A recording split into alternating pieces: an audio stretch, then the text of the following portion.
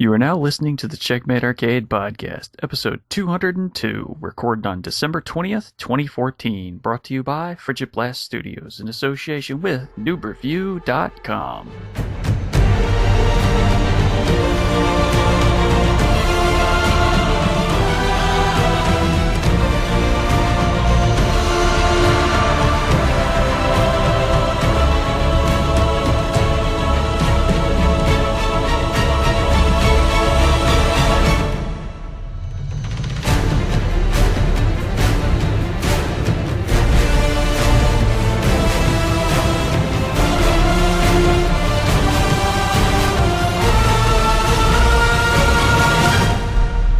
Hello and welcome to the Checkmate Arcade Podcast, your home for corner-munching fun. And I am your news anchor for the evening. My name is Stephen Balls, the Dark Boss Man. And did something else break yet? Oh yeah, that's right. I broke a vacuum at work today. I'm MSU Hitman Jason Billingsley. And when it rains, it really pours for you. Mm-hmm. Jeez. Okay, you didn't even tell me about that one. Well, no, yeah, I mean... How bad was it? It is still functional as a display demo, but we could not sell it because it doesn't close right, and the bag doesn't fit properly. It needs two parts. Okay.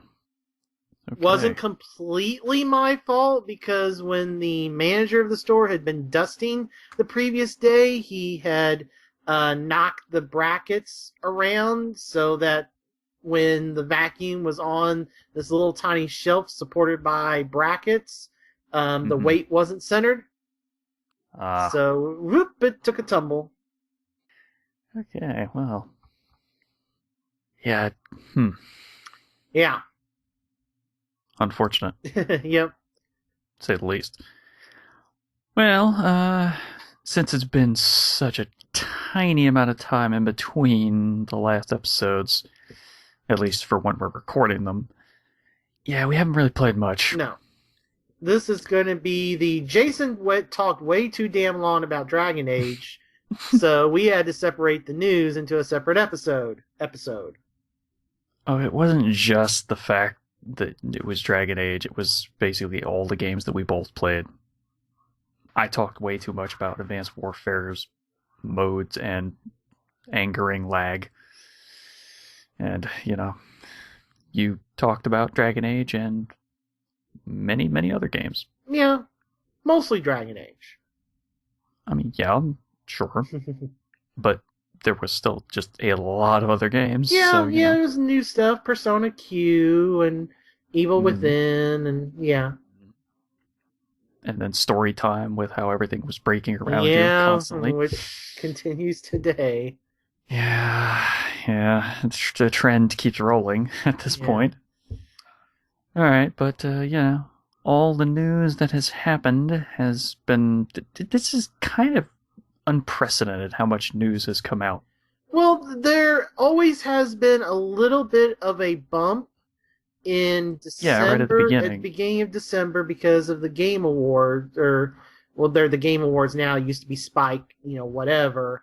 But This year, with the added PlayStation Experience and just a few other random things, here and there. Yeah, there was a lot of extra news. Mm-hmm. So way more than I would have anticipated for December of all times. Right. And some of it kept going even today. Yeah. Or, well, not today, but yesterday. Yeah. Yeah, it's crazy. Alright, let's shoot right into all the news because there is a ton of it to talk about. And now, the latest game news from around the world. Alright, and first up on the news, the most unfortunate piece of the past couple weeks. Ralph Baer, the creator of the very first home gaming console, passed away. Yeah, I mean, this was unfortunate. I mean, he was 92 years old, so I mean, he lived a full life, and it was good in the last, I'd say the last 6 to 10 years, he started getting more, I guess, props or recognition of what he did for the video game industry. I mean, his inventions and achievements are kind of overshadowed by Nolan Bushnell and Atari, which, of course, there is the famous Magnavox versus Atari lawsuit. But a lot of people did recognize him. I know Tommy Tallarico from the Video Games Live series had, for a while, they actually had him, like, when the episode that they ended up filming and putting on Blu-ray, that's also the episode that ran on PBS a few years back. Ralph Baer was there live. But this has been, like I said, this was like 6-7 years ago. I'd have to get the Blu-ray to see the exact year of it. But anyway, but then after that, his health had deteriorated. I'm gonna guess it was probably because of the fact that he won the National Medal of Technology in 2006. Yeah, and like I said, I don't remember the exact time frame. It was after I had seen the concert in St. Louis, but it's been a couple of years. But recently, because his health had been deteriorating, they had just either done a Skype chat or like a video message beforehand. So. Yeah, I think Tommy Tallarico deserves some credit as well. And there was a lot of nice pieces. Jared, I forget his last name, from IGN, did a real nice article and talked about him on the various IGN podcasts. The Washington Post probably did the preeminent. Oh gosh darn it, Jason, you're the journalism person. Brain fart. Not eulogy. A recap of his life. Well, yeah. There's a technical term for it, and retrospective. Well, no, it's not retrospective. It's specifically for when somebody dies. Don't know. Gosh, brain fart. Well, anyway. Without him, we would not have had home gaming as it currently stands. No, I mean, he invented what eventually became the Magnavox Odyssey, which came out in 1972 and did all right, but obviously, of course, it really boomed with the Atari. The Atari 2600. But we wouldn't be here without him, so...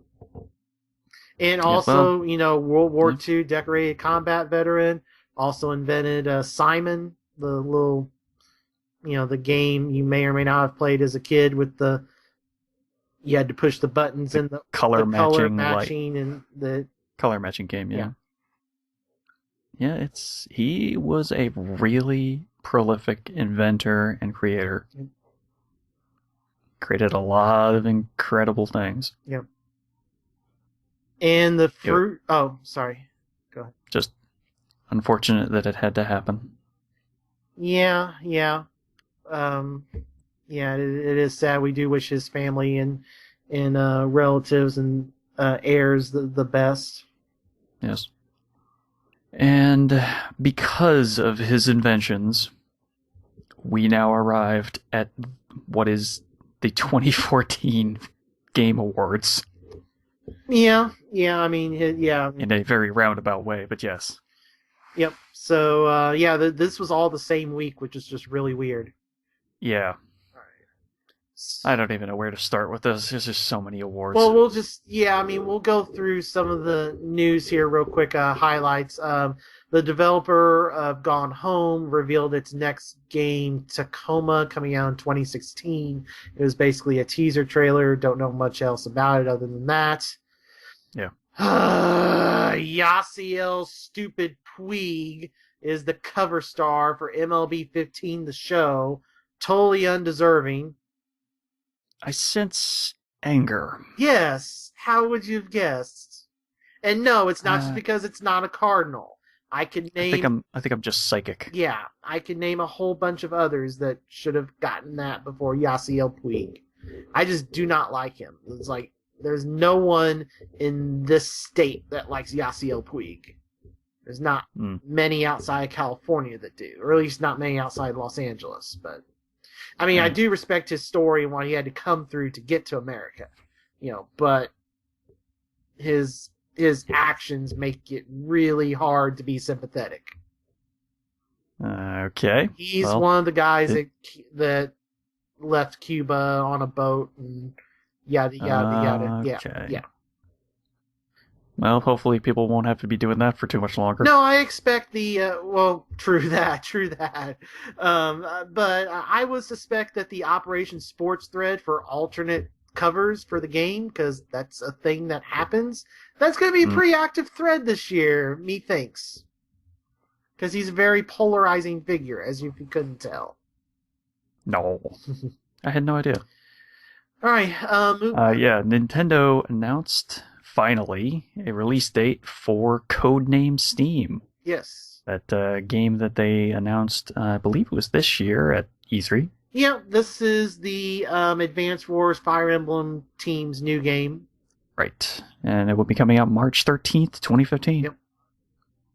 The Banner Saga studio, Stoic Studios, announced that there's going to be a Banner Saga 2 coming in 2015. Of course, I mean, after the critical reception of the first one, it's kind of a good no-brainer to do that. And the first one is coming to consoles. PS4 and Vita. I don't know about PS3, but I know PS4 and Vita in January at the 1 year anniversary. So. The gentleman Joseph Fares, who was the writer and director of Brothers, has opened a new studio called Hazelight, and their first game is being published by EA. And EA kind of did their E3. Oh, look, we're making a game. Oh, we don't have anything to show, so we'll just show people working. Yeah. Okay. That's not exactly interesting to watch. Bandai Namco, or whatever the hell they're calling themselves this week. Yeah, I thought it was Namco Bandai, but I don't know. No, maybe they changed it many years ago. They changed that a year or two ago, sometime within the last 18 months, but then there's another change that happened this week. It's like Bandai Namco Entertainment or something. I don't know. Anyway, yes, the Tales / Tekken / yada yada guys. / every single Gundam thing created possible. Right. They are developing a new Godzilla game that is coming exclusively to Sony consoles in the summer of 2015. So PS3, PS4 exclusive. Yeah, it became a theme of the weekend. Which we'll get to later. Say the least. Yeah. Yeah, there's a couple of games that decided to go, hey, we're just going to come out on one console. Remember 402? Robert Bowling, the former community manager for Infinity Ward? Oh, I think I do, Well, his company, Robotoki in LA, has been working on a game, Human Element, and it's supposed to be out in November for Xbox One, PS4, and PC. November 2015. Yeah. Yeah. I'm going to skip around here. CD Projekt Red had a teaser trailer for Witcher 3 Wild Hunt, talking about multiple playable characters, which was later revealed to be Ciri, the woman that is Geralt's. Basically, it's Geralt's protege that has special powers, and the Wild Hunt is after her, and that's kind of what the whole game is based around, but she is also playable. I mean, that's definitely something. Yeah. And then the reason I kind of bounced around, kind of the highlight of the show in terms of new stuff, was Miyamoto and I forget his name, the head Zelda guy, the guy who's done all the Zeldas after the first one. Took the reins from Miyamoto. I haven't heard his name enough to remember it. But so they showed gameplay from Zelda, the new Zelda coming out supposedly next Christmas, winter, whatever, for Wii U.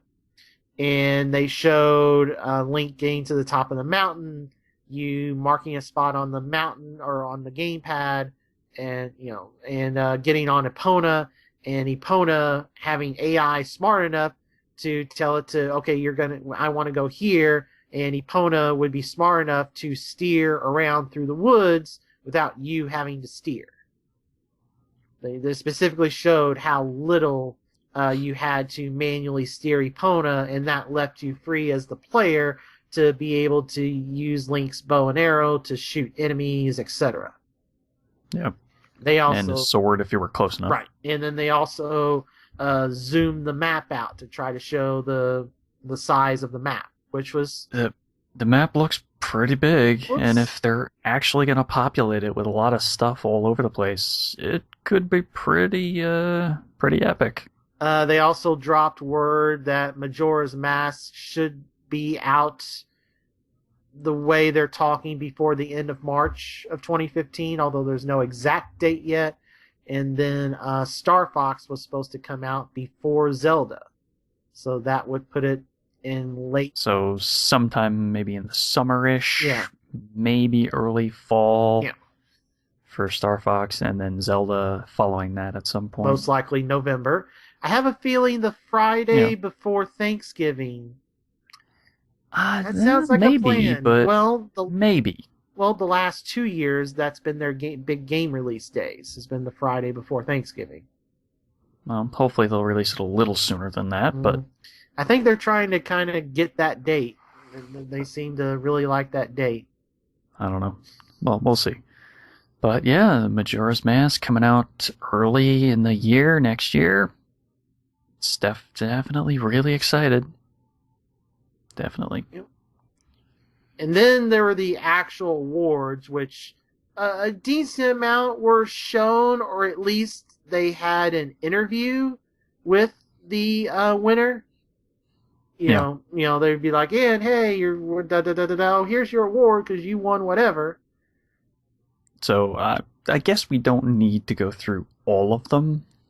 Yeah, I mean the big winners. I kind of spoiled it last episode. Sorry, I didn't mean to, but yeah, Dragon Age Inquisition won Game of the Year over Shadow of Mordor, Hearthstone, Dark Souls 2, and Bayonetta 2.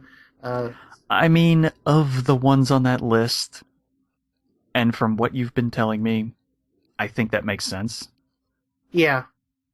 I mean, from just the ones on this list. Yeah, from their list.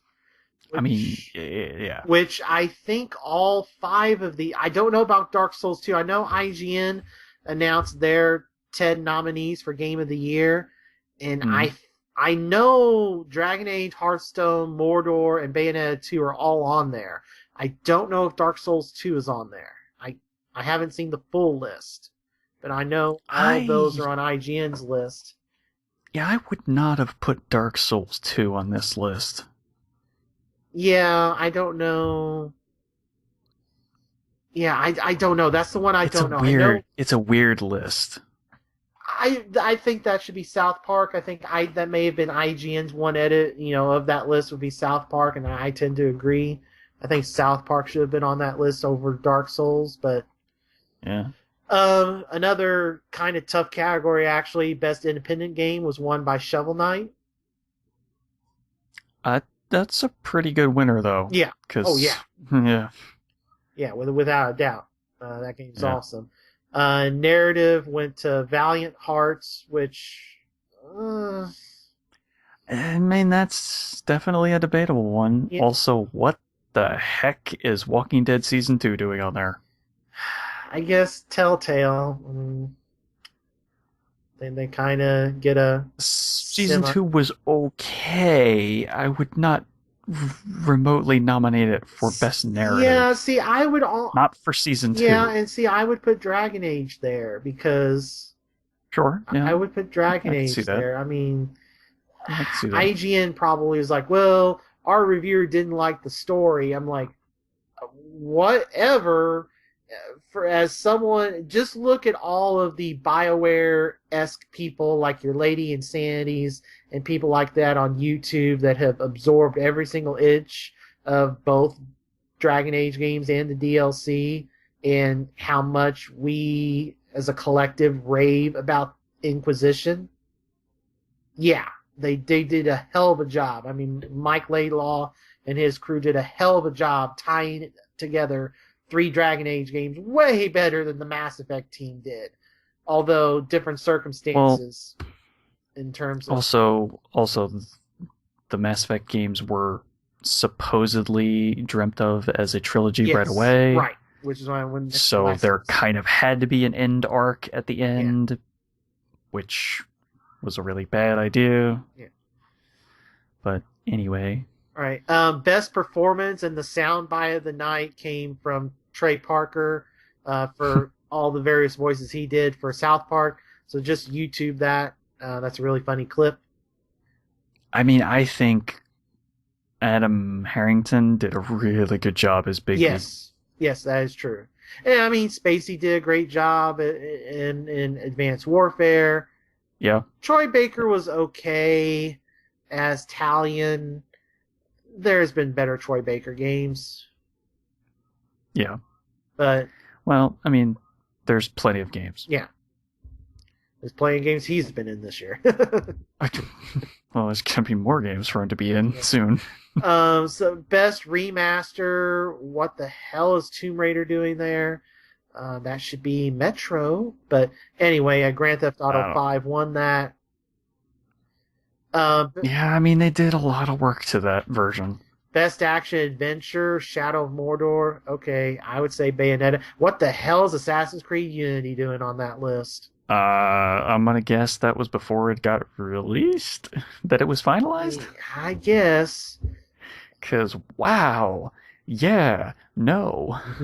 It doesn't deserve to be on that list in a million years. You know, fighting games, Smash Brothers Wii U. That's pretty self-explanatory. Sports racing, going to Mario Kart 8. I guess, sure. I mean, because it's a combination of both. Well, I'm not even that as much as I don't think Mario Kart 8 is the best racer this year. Well, let's be frank.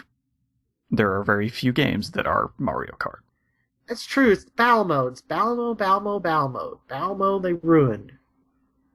I'm not going to forget that. Okay, but I don't play battle mode, so that wouldn't have been an issue for me. Okay. All right. Shooters, Far Cry 4. That's pretty... It's, I mean, maybe a little surprising. It's a real tight, really tight race with me. I think I probably would have gone with Titanfall. Titanfall is really good. Yeah, I know, but the reliance on online and... What does that matter? It's an online shooter. Well, yeah, I know. It's still a shooter. Yeah. I think it's up there. It's definitely up there. It's better than Destiny. It's probably better than Call of Duty multiplayer. I think the only thing that Destiny has going for it is the shooting. And the music. And alright, so it's got 3 things going for it. It's the music, the graphics, the shooting. Yeah. Now, if they could just put a story in there, they'd be solid. And Wolfenstein, I need to try that again sometime, because, hey, maybe if the game doesn't, of the... I'm sure they patched it a few times by now. Titanfall's probably the one that worked the best of those 5, because Far Cry 4, we talked about last week, there were PC issues and some PS4 issues. All right, so role-playing game of the year obviously went to Dragon Age. They've got a pretty good list there. I can't complain with that list. Family game went to Mario Kart 8. Not much of a surprise. Sure. Online experience to Destiny. Whatever. I would give it to Titanfall or Hearthstone, but whatevs.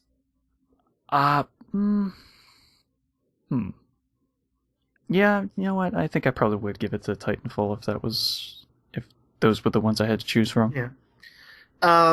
Much like Two Best Friends Play on YouTube, which is I watched their commentary over the Game Awards video they did. That's how I watched the Game Awards because I was working. I do not like as they did not like mobile and handheld being merged together. But well, they are very, very different, so yes. Yeah. Hearthstone winning. Okay, I just don't... There's plenty of other handheld games. Yeah. And other mobile games that they could be completely separated into two different categories. Developer of the Year, Nintendo. I think that's well deserved. Fair enough, yeah. Ubisoft. It was either it would either have to be that or Blizzard. And what did Blizzard do other than... I mean, they did Hearthstone. Well, right. And they announced a ton of other games. Well, yeah, but the Developer of the Year is more about what you put out in the year. You put out one game in a console port of an expansion for another game. Well, I don't know what Ubisoft is doing on that. Yeah, I know, yeah. Then that's the other thing I was going to say. What the hell is Ubisoft Montreal doing there? But whatever. Not a clue. All right. Score, soundtrack, Destiny winning. That's... Yeah. All five of those are really good, though.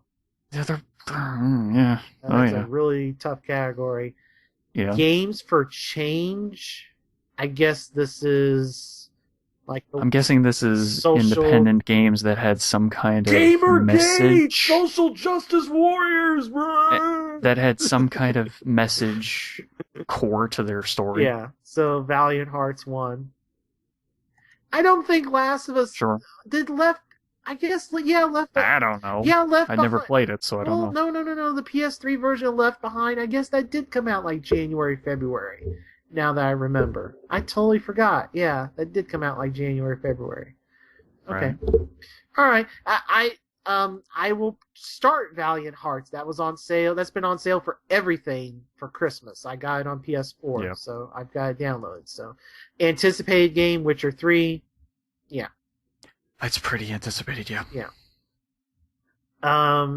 We talked about, or maybe we didn't talk about on the show, I don't remember. Roberta and Ken Williams, the original creators of Sierra and the King's Quest series, were honored as the industry icon, which led into the reveal trailer of the new King's Quest game.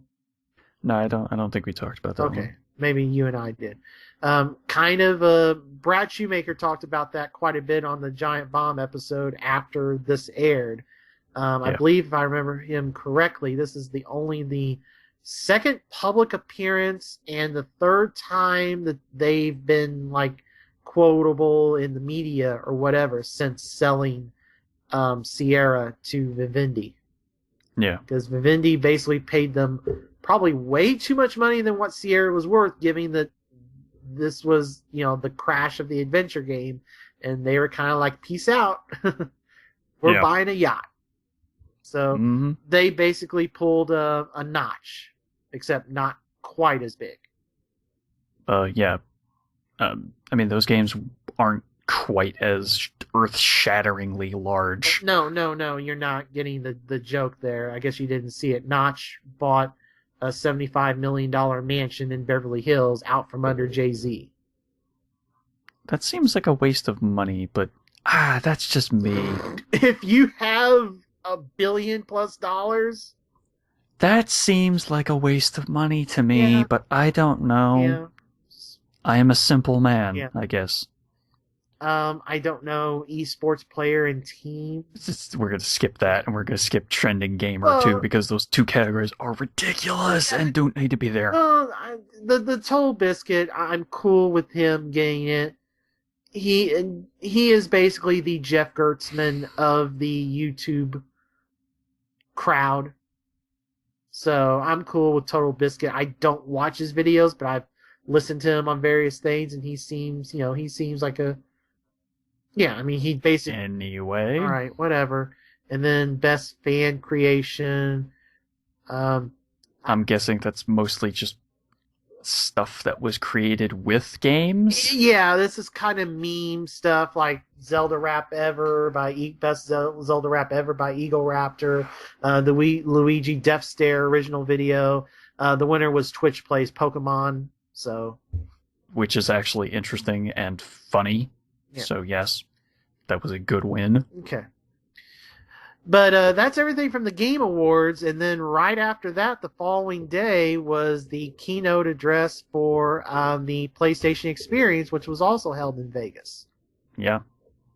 And, well, the biggest news from there kind of leaked out the day before on Friday morning. Was it only one day? Yes, Really? Yes, it was Friday morning. It felt like way more days ahead of time.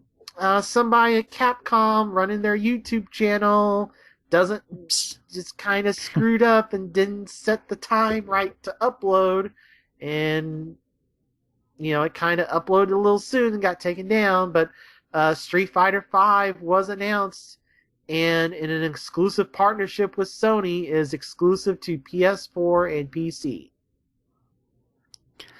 Yeah. I'm thinking they're making it with the Unreal Engine 4. Yes, that came out afterwards. Yes, that came out in the week. Yeah, and so that's the second major Japanese fighting game to be done in Unreal 4. The first one was Tekken 7, and then the Guilty Gear that just came out, I think that's in Unreal 3. The Guilty Gear that just came out in like the last week is in Xrd. Xrd, yeah, that's in Unreal as well, but I think it's 3. Hmm. But yeah, so it seems like Dimps is kind of out of there. I don't know. Yeah. They also revealed that it's going to have cross-platform multiplayer. Yes. And the word on the street, although it's not confirmed, but the rumor on the street is this is a Bayonetta 2-esque exclusive, meaning Capcom's not running their business too well and needs money, and Sony was glad to give them the money for console exclusivity. Well, I mean, Capcom's kind of been in trouble for a while. Right. But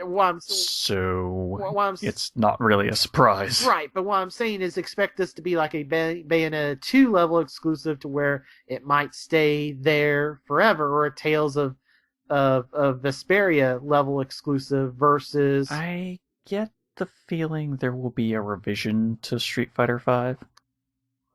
Possibly. And I have a feeling that revision will be on other consoles. I mean, we'll see, but we don't even know, are they going to go the $60 disc, route again, or are they going to pull a Killer Instinct and be like, okay, here's like 8 fighters for $20 and we're going to do them all in seasons. And I mean, we don't know how they're doing it. We've just seen, we've seen 2 trailers. All we know is what they characters. Told us. Yeah. It looks like there will be destructible environments when you win the rounds and stuff, because you'll be able to knock people into other sections of the map or the stage. A la Dead or Alive. Right, but it seems like it's just round-ending stuff that does that. Okay. So. And we saw now 3 characters, the third of which is Charlie. Right. Hey. He's pretty popular, apparently. Yep. Well, he hasn't been in a game since Alpha 3. So it's been a decade. So, a decade plus. So, we've also heard tale of Ultra Street Fighter 4 coming to PS4s. Yep. So yet another popular fighting game remaster-esque, whatever you want to call it, is exclusive to PS4, joining Injustice.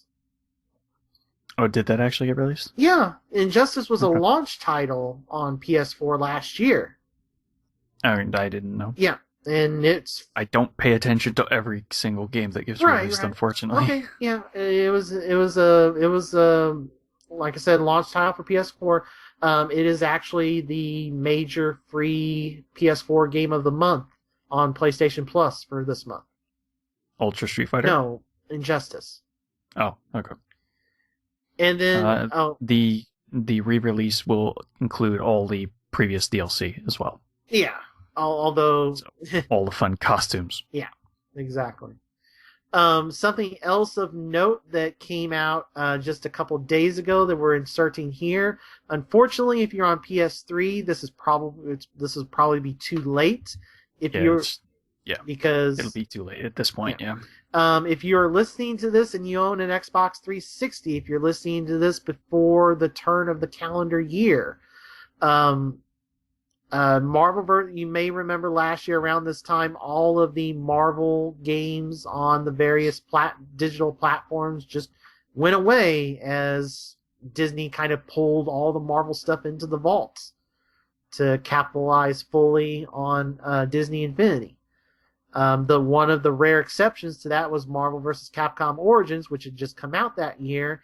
And now we find out from a post on Capcom's blog by their fighting game community head guy, Combo Fiend, that Marvel vs. Capcom Origins is being delisted for the consoles. So you have until like December 23rd for PS3, which is going to be too late. You have until, like I said, December 31st on 360. So the fact that this continues to happen makes no sense to me. Well, like I said, it's Disney pulling what they do with their movies. They're pulling everything into But it doesn't work with video games because video games constantly sell. Okay, I mean, it just doesn't make sense. Well, I think it's a combination of things. I think you can't limit something that's digital. Well, okay, but it's also could very well be Disney saying, "Okay, Capcom, you want to extend this, where's our money?" And Capcom kind of being, like we said, struggling for money. It's like, well, we can't afford to extend this with Disney's new terms, so... Okay, if that's maybe how it happened, that makes more sense, but still... Yeah, but I lean towards... It shouldn't be happening, because it's a freaking game. I lean more towards my original argument, because it wasn't just, it was Deadpool, it was all the non-movie Spider-Man games. It was Marvel Ultimate Alliance years ago. The DLC for those two games. The reason why Marvel Ultimate Alliance Gold is a $40, $50 disc and Ultimate Alliance 2 is like a $45, $50 disc. So, Spider-Man Shattered Dimensions is a $40 disc now. Yeah. All right. But, anyway. Yeah. So, moving on, we mentioned Troy Baker earlier, and Steven kind of mentioned this. It is revealed that Troy Baker, if you remember my hierarchy of the video game voice actors, he is one of the princes to Nolan North. Nolan North, thank you's Kingdom. So Troy Baker is going to play Drake's older brother in Uncharted 4. He was revealed in the gameplay, teaser show, showcase of the gameplay that they showed at the PlayStation Experience. Yeah. So yeah, it's gonna be interesting, to say the least. We found out that Yakuza 5 is getting also they're going to be releasing updated remasters of all the Uncharted games for PS4. No, we don't know that for sure. That wasn't announced. That is just assumed. Well, it's expected to launch next year. Yes. Uncharted 4. Sony is going to do everything they can for that to be October, November game next year, but we do not know about any Uncharted things of 1 through 3. Okay. That was not announced. That is just a rumor. Oh. That could have been a little more delineated in that news story then. All right. Because I took it to mean that it was something that was extremely close. No. Okay. All right.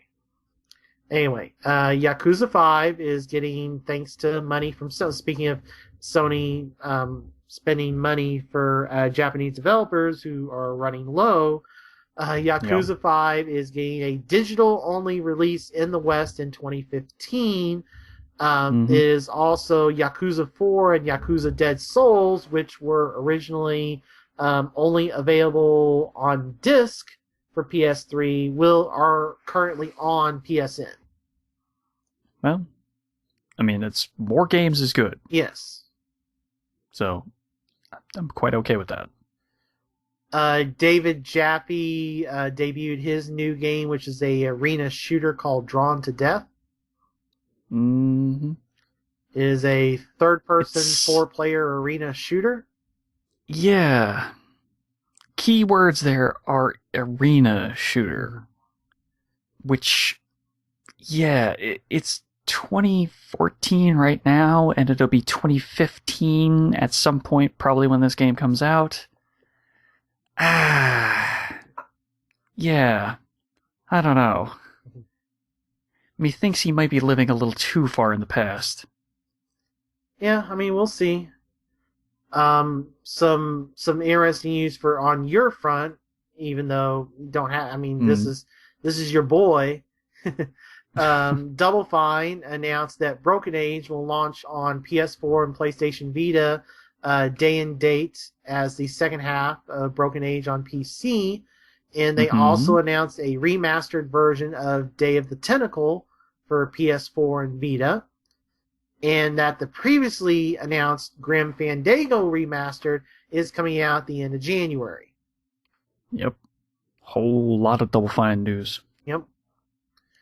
More independent news, Bastion is coming to PS4 and Vita.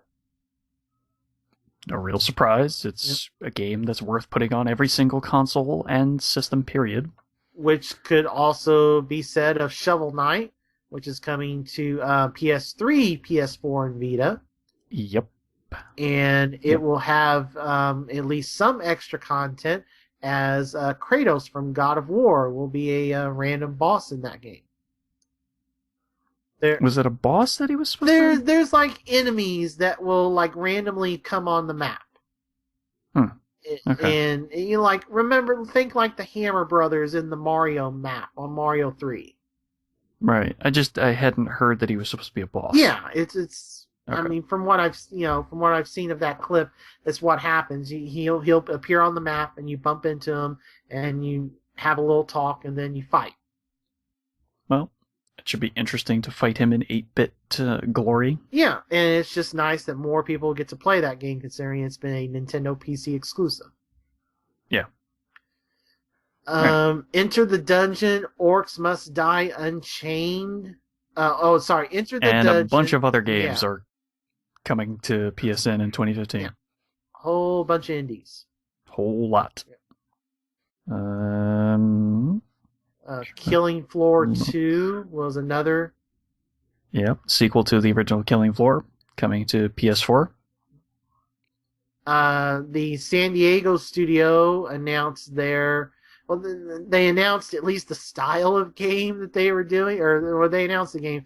They announced what they've been working on is Kill Strain, a 5v2v5 game.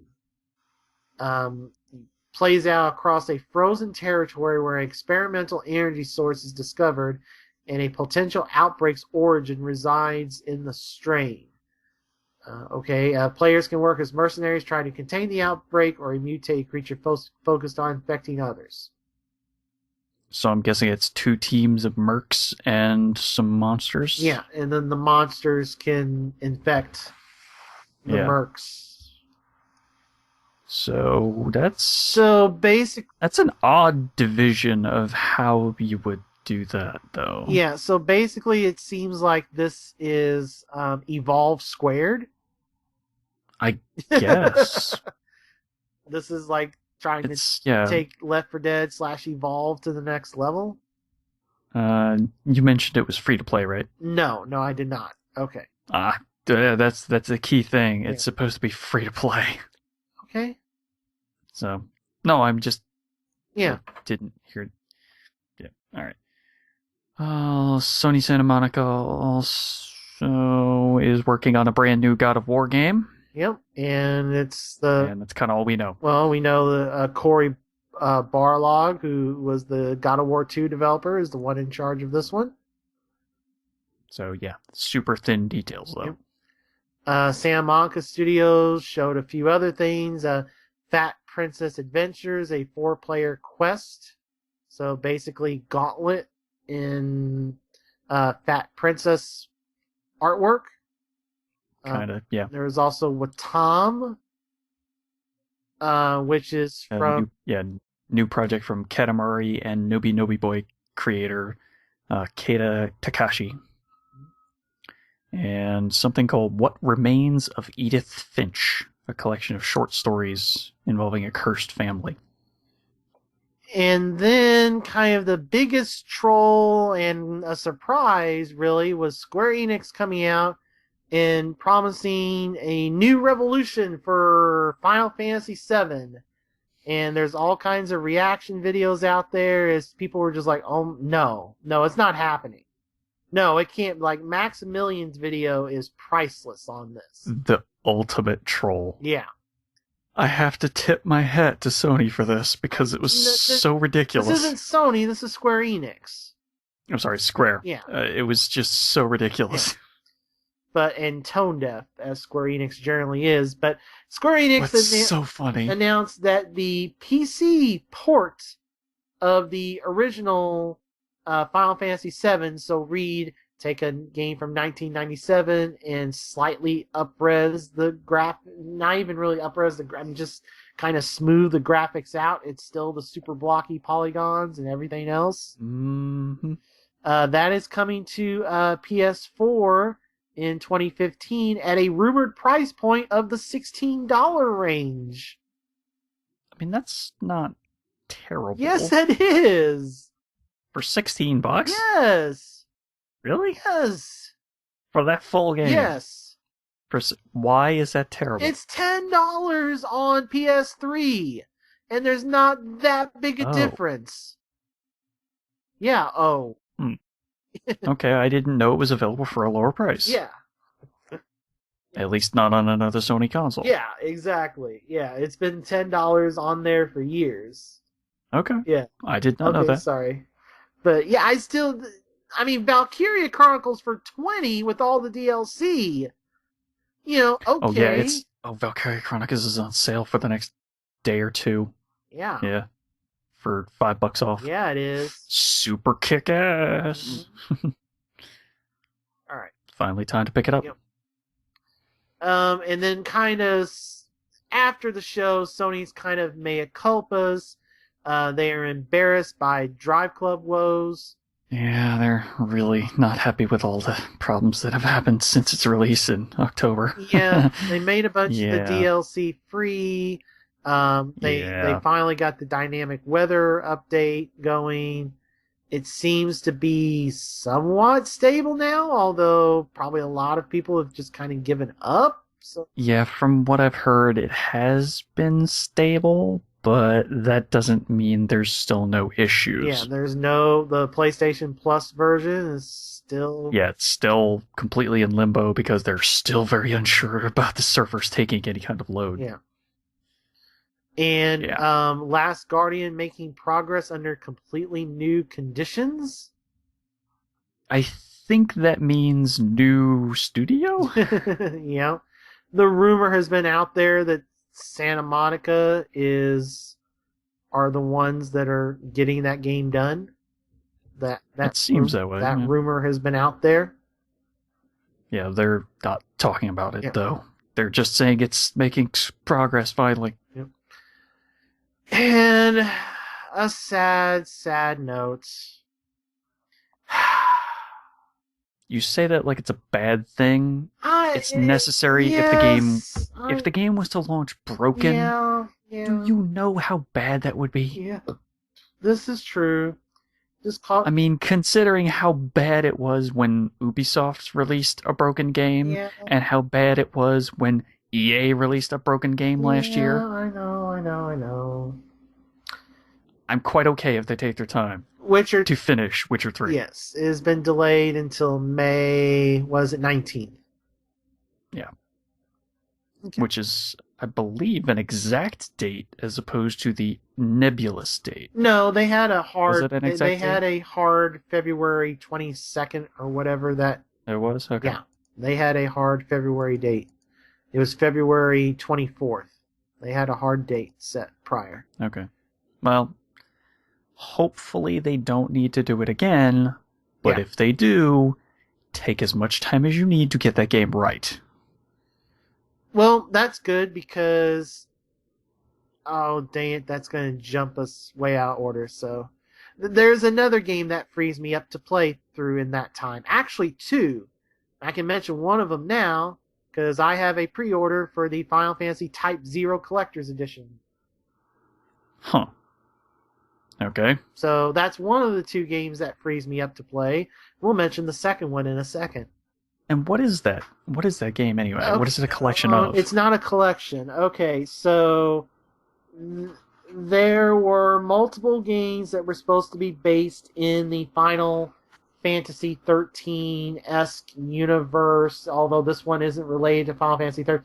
Okay, so when they had the Final Fantasy 13, and then they had the Final Fantasy 13 whatever that became 15, and then they had another game that was mobile focused, and they split that off to where they had a mobile game called Agito, and then they had a PSP game called Type 0. And every report out of Japan was that it was the best Final Fantasy game to come from Square in years. Like Final Fantasy X, they're like, wow. like this is like 10, set like legit good. And this is like Valkyria Chronicles 3 and some others, one of the PSP games that was just kind of out in limbo. And then all of a sudden at E3, they announced that they were redoing it in HD for PS4 and Xbox One and skipping the Vita entirely. Well, I mean, I guess that's a good thing then. Yeah. Because then people will actually be able to play it. And it is going to be the only way to play the demo for Final Fantasy 15. That seems like a bad move, because why would you not want to get a demo out to more people? They're pulling a Kojima. I guess, yeah. Yep. That's what they're doing. Alright, well, anyway. Alright, so that's one of the games that frees me up to play. We'll talk about the other one in a second. Okay, so Valve, you can stream or you can broadcast stuff through Steam now? Yeah, Valve has... They finally released a beta version of their streaming software, which is an odd thing because it's not streaming to another streaming service or streaming for all to see. It's a weird little thing. It's Steam broadcast. It's currently in beta, and it's got different options for letting people watch what you're playing. You can set it to actually only your friends, only friends that you invite, or anybody. It's not quite a normal streaming. They're not in competition with stuff like Twitch, essentially. So, I mean, yeah, it's a weird thing. I think what they're trying to do is make it so that you can watch somebody play a game and then go, that looks like fun. I'm going to go buy that right now. And all you have to do is switch over to your full menu of Steam and click the buy button. And you've already bought the game. Instead of something like Twitch, where you'd have to go to a website, then go to another website to buy the game. Yeah, I mean, it seems like they're trying to take what Sony/Twitch have done and integrate that into their own service, and it seems like a smart idea. Given all of Steam's kind of issues in terms of how many games are hitting their service, how hard it is to find the quality games, just managing their storefronts. Well, there's no strings attached, no fees, no nothing, no additional installs. It's just quick, simple. I think that's probably the biggest bonus that it has. is that there's really nothing additional required for it. Yeah, I mean, but you also have to have people monitoring to make sure somebody's just not broadcasting porn, and I don't know. It just seems like Yeah. it seems like it's an expense that I guess they just don't want to concede that whole market to Twitch. Which, if Valve, if they have the money and resources to do it, okay. But there's just, I hope they hired enough people to handle this because I have a feeling they would. Yeah. Also, it is really easy for them to figure out if somebody's doing something stupid. So. That's true. Speaking of kind of stupid, somebody went and leaked all about next year's Assassin's Creed to Kotaku, and Ubisoft basically said, yeah. We're not happy. We're not happy, but yeah, people have been working really hard for a long time on this game. This isn't... And we have nothing to announce at this time. Yeah, but... So, it's don't look at the man behind the curtain. Yep. Yeah, the new Assassin's Creed is going to be set in Victorian London? Yes. Which has often been a rumored time frame for the series. Yeah. It's also rumored to be called Victory. Yeah. Hopefully it'll be more interesting than Unity, that's for sure. The one bright spot of this, it would be the first full Assassin's Creed game to be mainly developed outside of Ubisoft Montreal. It would be done by Ubisoft Quebec, who are the people that did the expansion for AC4, Freedom Cry. Yeah. So apparently that was a really well-received DLC. Yeah. Something else that I forgot to give Steven here, I'll just insert it here since it's Assassin's Creed related.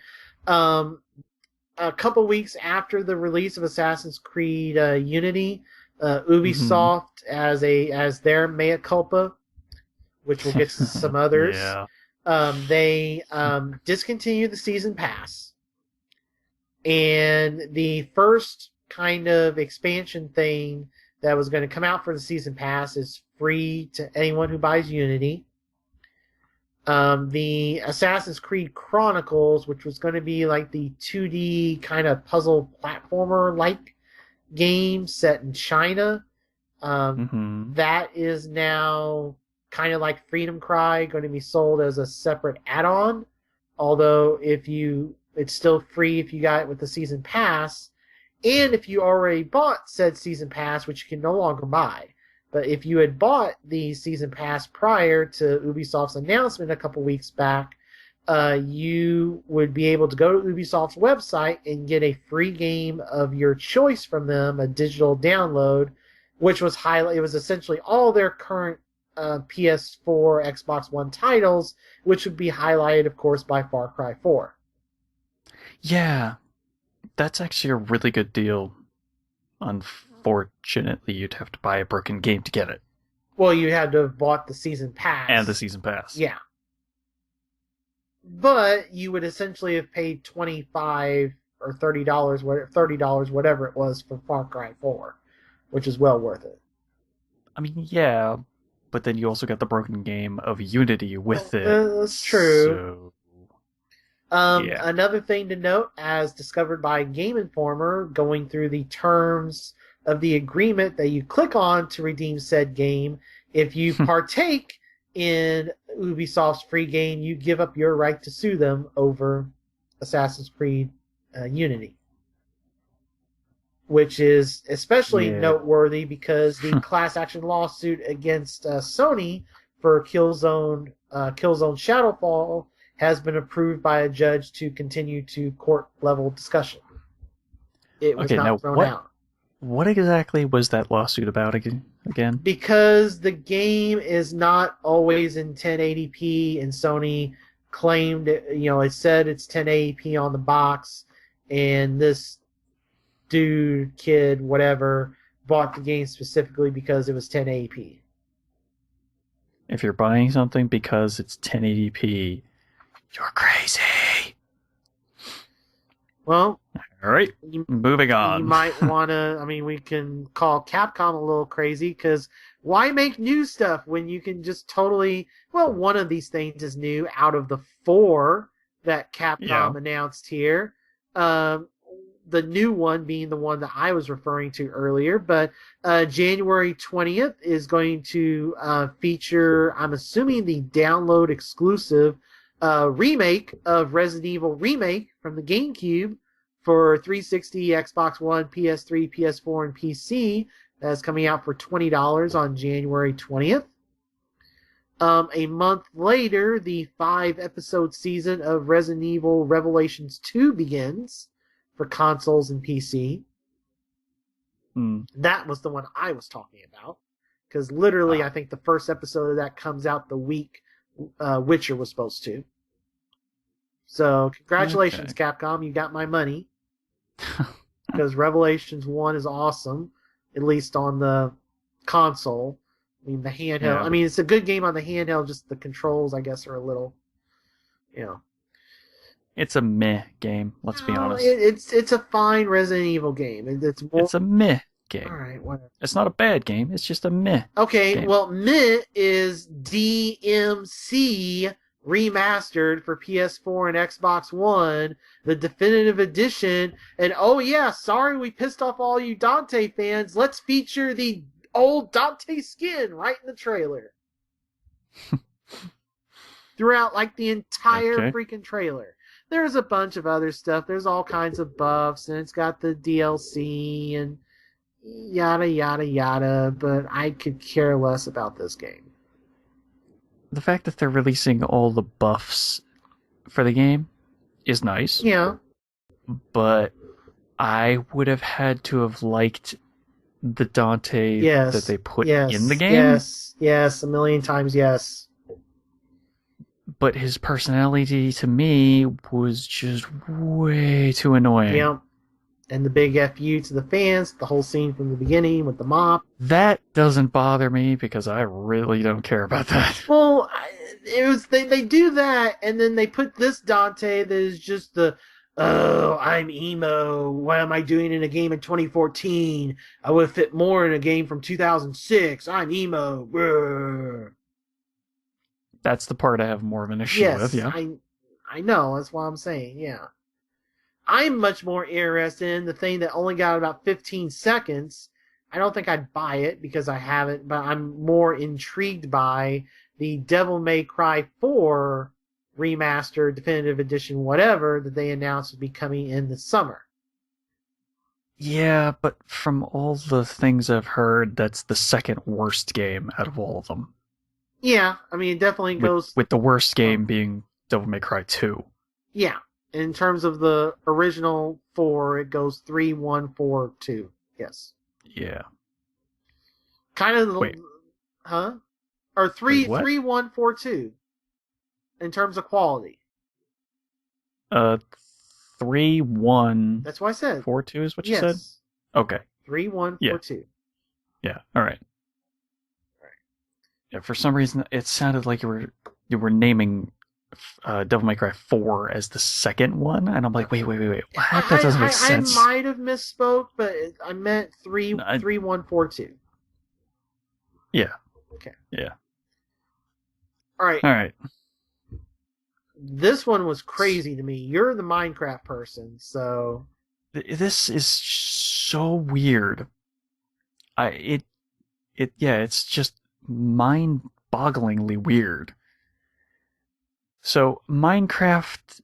the Minecraft studio, Mojang, announced that it was working with Telltale Games to create an episodic Minecraft adventure game called Minecraft Story Mode. Yeah. Now, here's the weird thing. None of what the game is going to do for its story mode is going to be canon. So, What's the point? It's a weird thing. Because you can tell any kind of number of stories in Minecraft. And it's about the monies. I mean, sure, it's probably about the money, but if they do something interesting, it could be worth playing. Yeah, this is kind of in the same boat as the Game of Thrones with me because I've never seen Game of Thrones. I like Telltale's games. I don't know if I want to buy Game of Thrones because I don't know that universe because I've never watched it. I've just I know I don't care about that universe. But for Minecraft, that's actually tempting. Yeah. But we imagine we'll get more details sometime in the next year. They didn't even announce a target date or anything. This just was kind of, hey, it's on our blogs. Hey, surprise, guys. Yeah, more December news. I have a feeling we'll hear more about it once they get closer to finishing up the new seasons for both Borderlands. Tales from Tales from the Borderlands. I was like, wait, what's the subtitle for the thing? Yeah, and then Game of Thrones. Yeah. So, probably more once we hear those. Yeah. All right, and you were saying about mea culpas before. Yep. This is a pretty good mea culpa. Yep.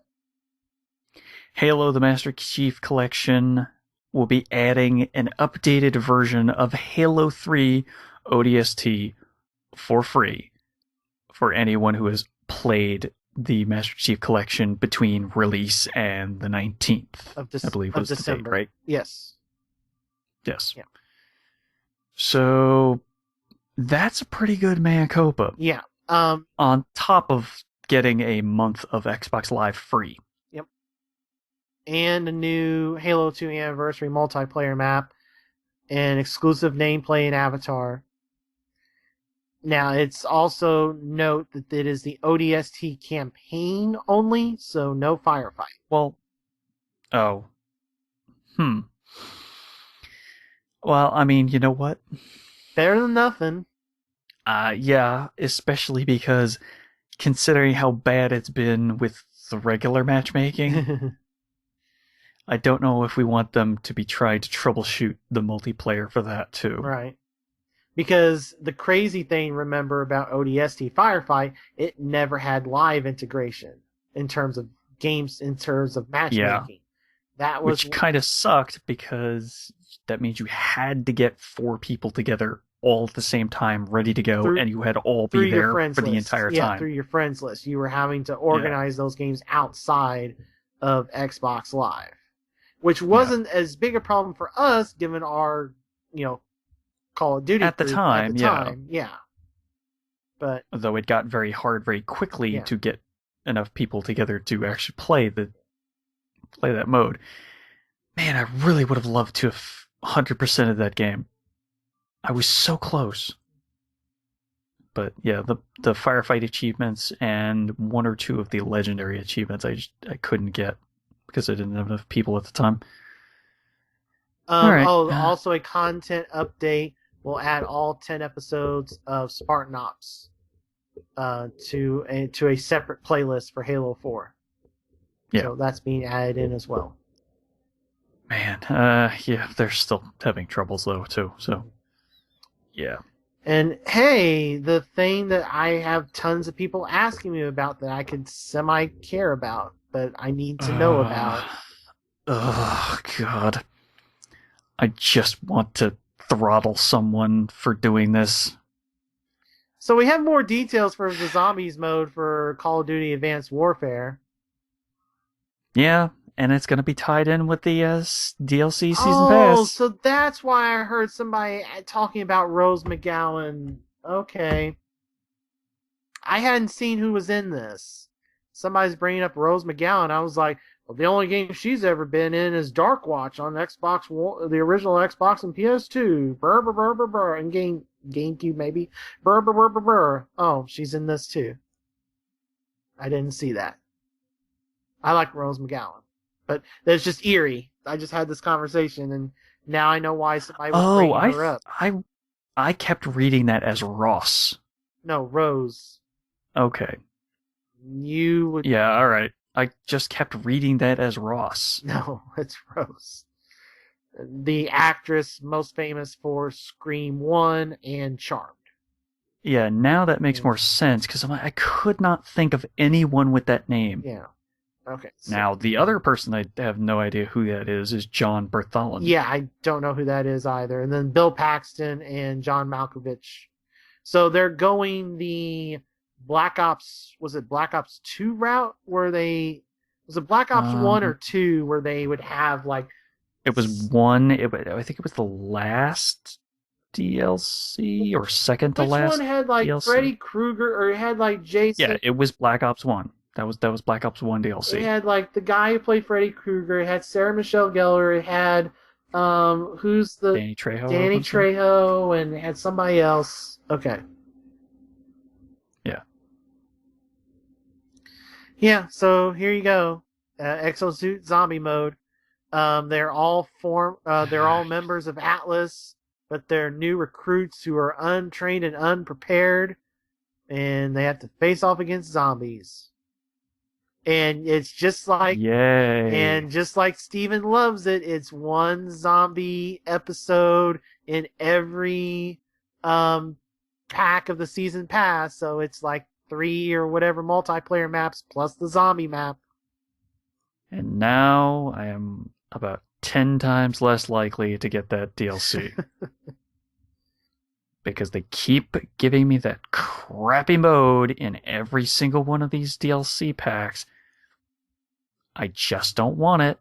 Take it out. Let me pay $5 less. I'm fine with that. But no. Well, how about we finish up real quick with something that might at least be more interesting to you, the NPDs for both October and November. Now it's that time of the month that causes gamers worldwide to be crabby and irrational. No, it's not PMS. It's NPD. Well, hopefully those numbers can lift my mood. So let's get into it. All right, so we'll go through October here real quick. The sales in October at retail were down. They were pretty much flat. They were down less than 1%, but that was driven by hardware being up 59%, as software was down 28%. And another thing to note in terms of that, of all the money spent on game-related products, quote-unquote, in October, 80% of it was... sorry, I misread this, sorry. So, in terms of Xbox One, PS4, and Wii U hardware, that was 80% of the money spent on game-related products in October.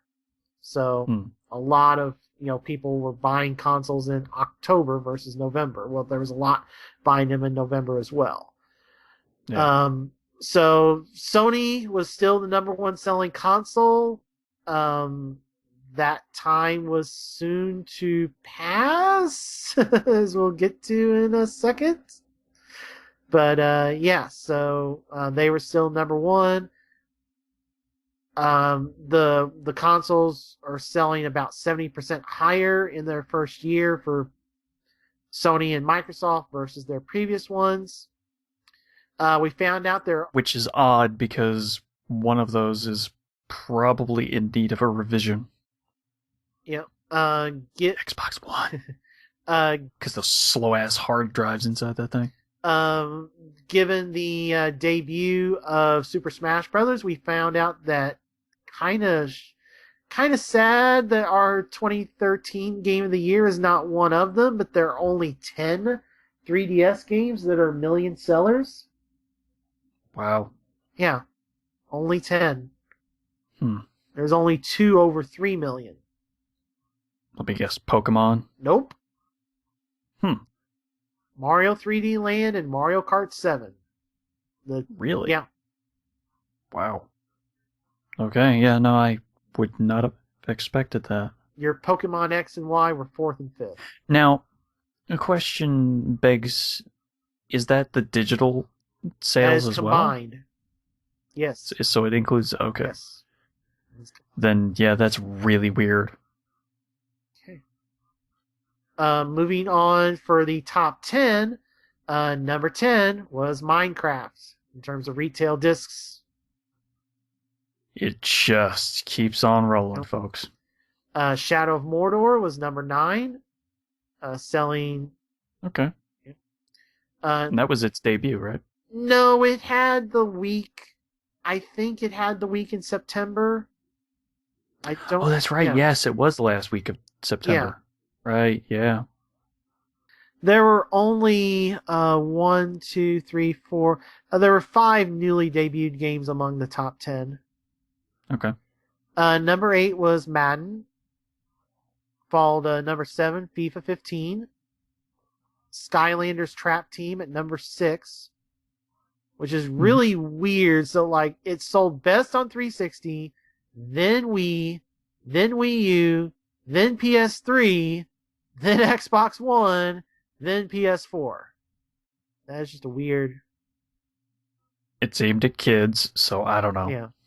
Destiny was number 5, outselling completely on Xbox versus PlayStation, which is just really interesting considering how much money Sony threw into the marketing for that game as a Sony game.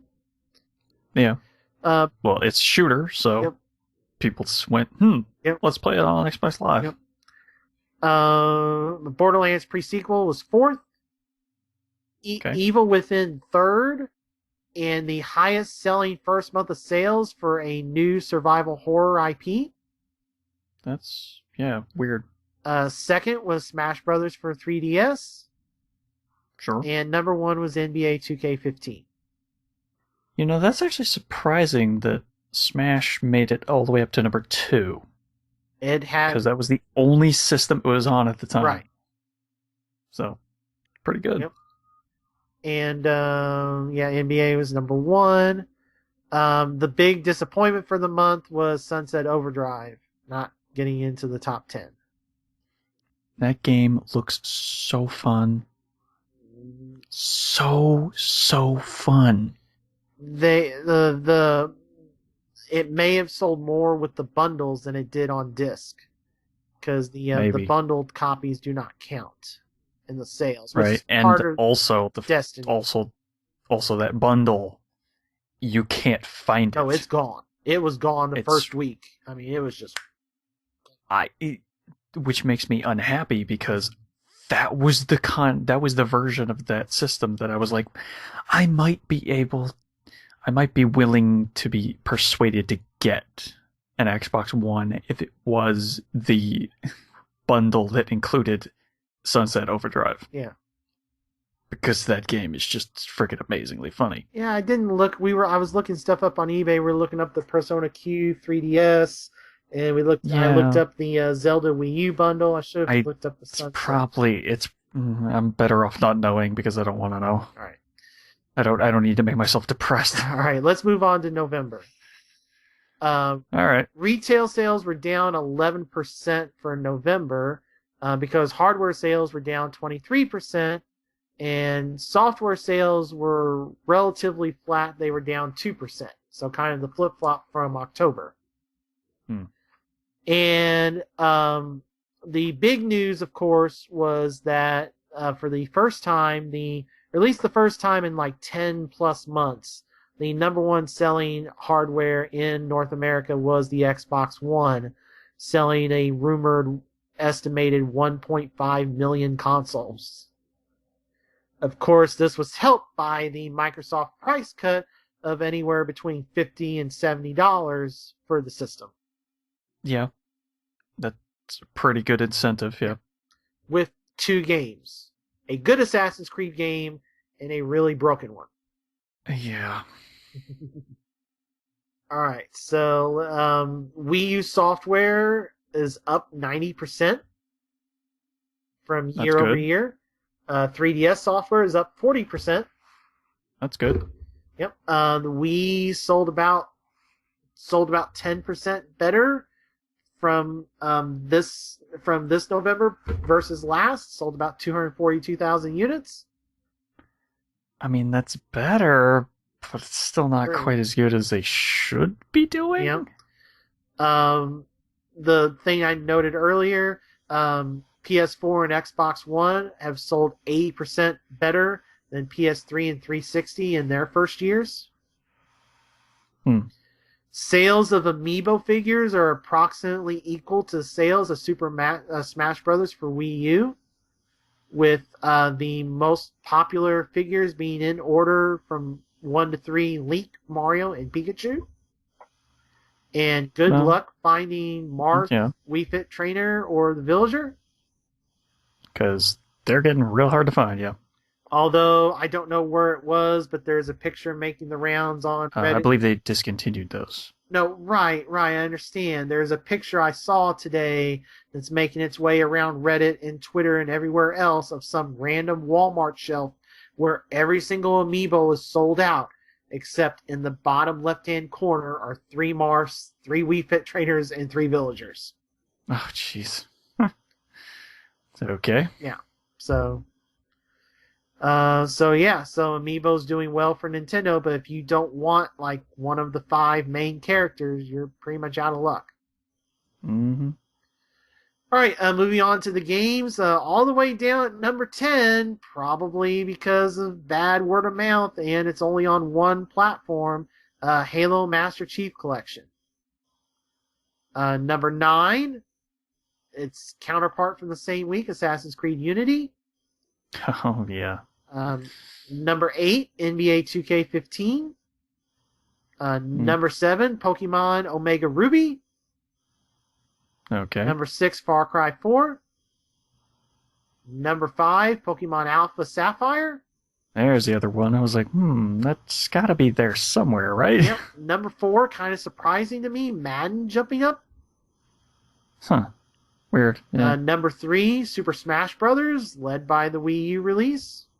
Good, yeah. Which the Wii U version has sold between retail and digital 710,000 copies, according to Nintendo. And if you add on the 3DS copies, it's over 1 million. I don't know that it would, considering they are slightly separate. Well, I mean, Nintendo says these numbers in various press releases. It's life to date 1.5 million. So it's basically half and half. It's sold about 700-something thousand on Wii U and 700-something thousand on 3DS in North America. Number 2 with a rocket, Grand Theft Auto 5. Yeah, because it looks way prettier, that's for sure. And number 1, without much of a doubt, is Call of Duty Advanced Warfare, which is still selling the most on 360. It's a good game. It's a good game. And so sad, nowhere on this list is Dragon Age. Yeah, I don't know. If you combine your Pokemons, by the way, it's at 1.5 million as well. So, most likely you're looking at 8, somewhere like in the neighborhood of 8 to 600,000 or whatever between Sapphire and Ruby. Something like that. Yeah. 9 to 6, 8 to 7, whatever. 100K. Right. All right. So that's the numbers. Indeed. Yeah. And that's kind of a mini episode. Yeah. Yeah, because I'd rather cut. We. I don't know why I keep saying we would be remiss to not talk about all this news because there was just so much of it. Yeah.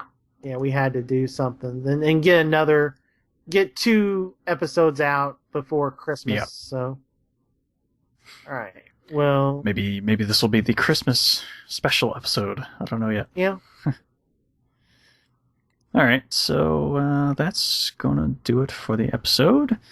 Don't forget to subscribe to the show through iTunes or the Xbox Music Marketplace, or you can listen to us on Stitcher Radio on the go on your smartphones because it's an application.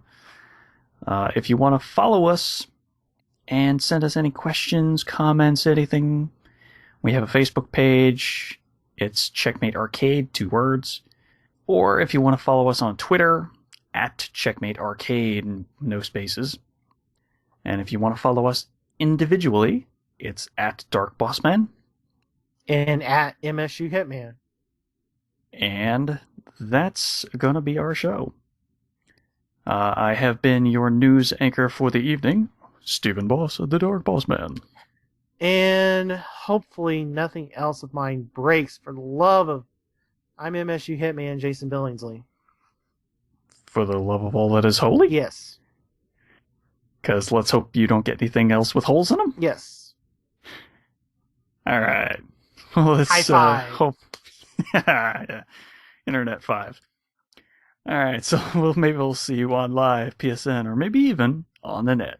Peace out, everybody.